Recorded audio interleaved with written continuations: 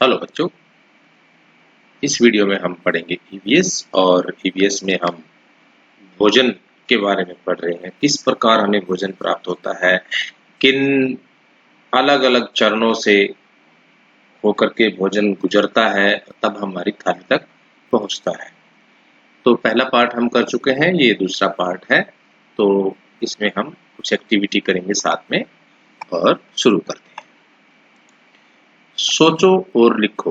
क्या तुमने कभी नमक का बंद पैकेट देखा है? नमक आप सभी के घरों में यूज होता है, आपकी किचन में आपकी मम्मी यूज करती हैं खाना पकाने में। तो आप उस पैकेट को ध्यान से देखना, ठीक है।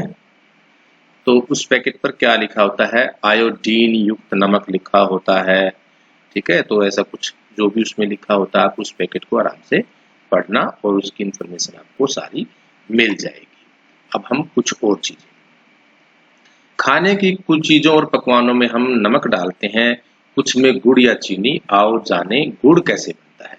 तो दो प्रकार का खाना हम मोस्टली बनाते हैं। एक नमकीन होता है जो नमक और मिर्च की स्वाद से भरा होता है, और एक होता है मीठा जिसमें हम गुड़, चीनी या इस प्रकार का कोई मीठी चीज हम डालते हैं, ठीक है। तो अब हमें नमक के बारे में तो हम पढ़ चुके हैं। नमक हमें खारे पानी से प्राप्त होता है, जिसको हम पानी को सुखा लेते हैं और उसको एक प्रोसेस के तहत हमें नमक प्राप्त हो जाता है। ये समुद्र के खारे पानी से हमें मिलता है।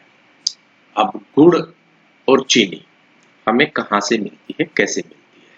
तो इसके लिए भी एक लंबा प्रोसेस होता है। पहले क्या होता है, सबसे पहले हम ईख को फसल के रूप में तैयार करते हैं। पहले जमीन तैयार करते हैं, फिर उसकी हम बीज को बोते हैं, उसके बाद फसल तैयार होती है, फिर कटाई होती है।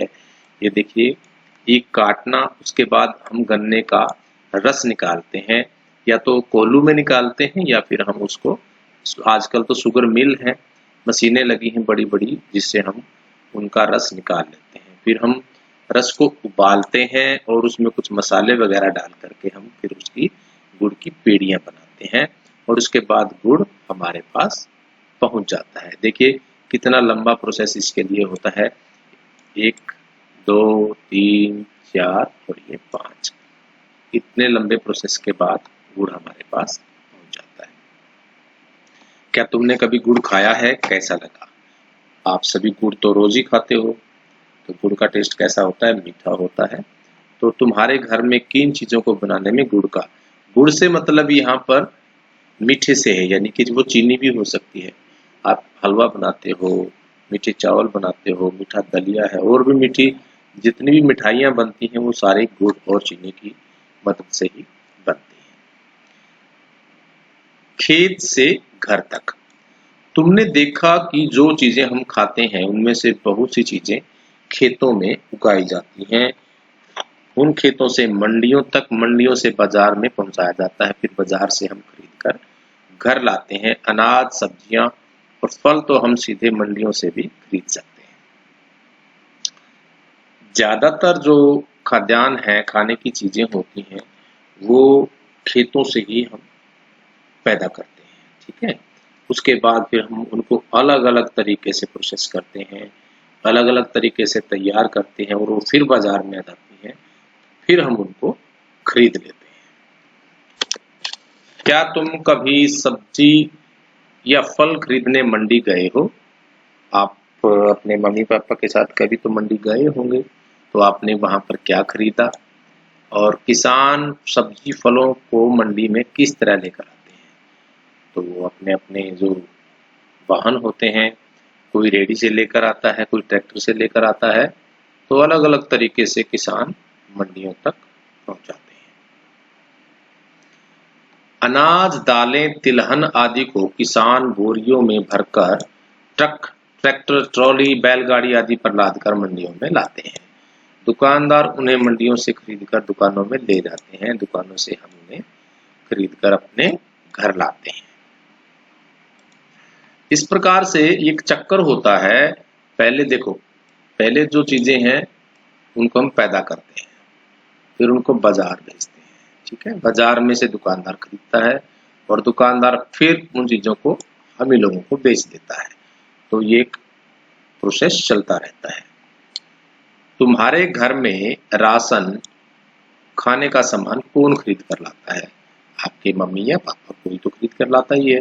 कौन सा सामान रोजाना खरीदा जाता है और कौन सा कभी कभी? देखिए, दूध और सब्जी ये हम रोजाना खरीदते हैं। बाकी जो सामान होता है जो जिनको हम स्टोर कर सकते हैं, यानी कि उनको लंबे टाइम तक रख सकते हैं, जैसे दालें हैं, चीनी है, तो वो हम इकट्ठा भी खरीद लेते हैं। कुछ ऐसी चीजें होती हैं जैसे फल है, सब्जी है, दूध है, इन चीजों को हम लंबे टाइम के लिए स्टोर नहीं कर सकते क्योंकि ये खराब हो जाती हैं। तो इनको हम रोजाना के तरीके से खरीदते हैं। क्या तुम कभी खुद या घर किसी के बड़े के साथ राशन खरीदने के लिए राशन की दुकान पर गए हो? तो कभी आप गए होंगे तो आपका भी एक्सपीरियंस रहा होगा। राशन की दुकान पर क्या क्या मिलता है? राशन की दुकान पर सारा ही सामान, चाय, चीनी, दाल, सब कुछ सामान हमें मिल जाता है।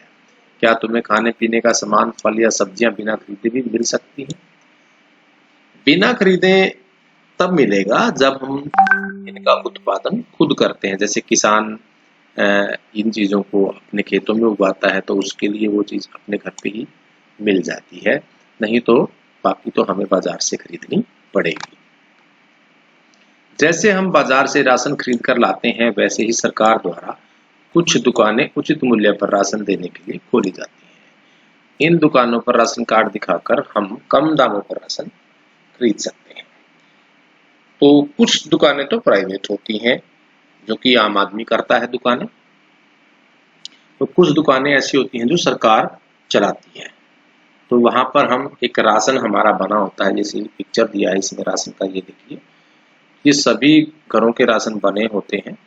तो ये राशन हम दिखाकर हम वहां से राशन ले सकते हैं। ये केवल सरकारी दुकानों पर ही लागू होता है। राशन में क्या क्या होता है, कैसे बनता है, इसके बारे में मैं थोड़ा सा बता रहा हूँ आपको। इसमें सबसे पहले देखिए, जगह का नाम है, कहाँ का है ये राशन का नंबर इसमें लिखा है, ये राशन किसके नाम है, उस घर के मुखिया का नाम है, देखो ये उसके फादर का नाम है। और ये राशन में जो उनके गैस का जो कनेक्शन है वो नंबर इसमें लिखा हुआ है।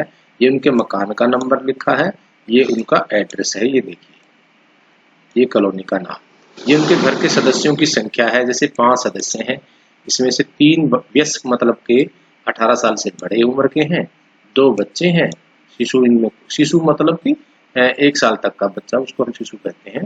तो 5 इनके परिवार में टोटल मेंबर है। तो ये परिवार की फैमिली फोटो है और ये उस अधिकारी के हस्ताक्षर और मोहर लगी है जो कि इस राशन कार्ड को जारी करता है। ठीक है, तो ये एक सरकारी जो है डॉक्यूमेंट है, ये सभी फैमिली को जारी होता है। भोजन बनाने के लिए कौन सी चीजों की जरूरत होती है? ये चीजें बाहर से खरीदनी पड़ती हैं। इस काम में बहुत से लोगों की मेहनत लगती है, तब कहीं जाकर हमें भोजन मिलता है। कुछ लोगों को मनचाहा भरपेट भोजन भी नहीं मिल पाता, इसलिए हमें थाली में उतना ही भोजन लेना चाहिए जितनी हमें भूख हो। भोजन जूठा नहीं छोड़ना चाहिए। हमारे देश की आबादी लगभग 135 करोड़ है, अगर हम आज की बात करें तो। ऐसे में कई करोड़ लोग ऐसे हैं जो कि अपने जो भोजन जुटाने की जद्दोजहद में लगे रहते हैं, उनको 2 वक्त का भोजन भी सही प्रकार से नहीं मिल पाता है। तो ऐसे में हमें यह चाहिए कि हम भोजन को वेस्ट ना करें, उतना ही लें जितनी हमारी भूख होती है, ताकि वो राशन हमारे काम आए, अच्छे से काम आए। नीचे एक एक्टिविटी है, वो देखते हैं। नीचे क्रमांक 1 में उदाहरण को देखते हुए क्रमांक 2 से 5 तक खाली स्थानों को पूरा करो। इसमें एक प्रोसेस दिया है, पूरी बनना। सबसे पहले क्या होगा, एक खेत की खुदाई होगी, फिर उसमें गेहूं बोया जाएगा, फिर इसमें फसल काट कर हम घर लेकर आएंगे, फिर गेहूं का आटा तैयार होगा, फिर आटे को गूंधा जाएगा, उसमें नमक और अजवाइन डाली जाएगी, फिर कढ़ाई में उसको हम तलेंगे और फिर हमारी पूरी तैयार हो जाएगी। ठीक है, तो इस प्रकार से हमारा जो है भोजन तैयार होता है। तो आज के इस वीडियो में हम इतना ही करेंगे, फिर नेक्स्ट वीडियो में हम इसका जो आगे का पार्ट है वो कंप्लीट करेंगे। तो इन चीज़ों को आप ध्यान से देखेंगे, समझेंगे और अपनी नोटबुक में काम करेंगे। तब तक के लिए थैंक यू।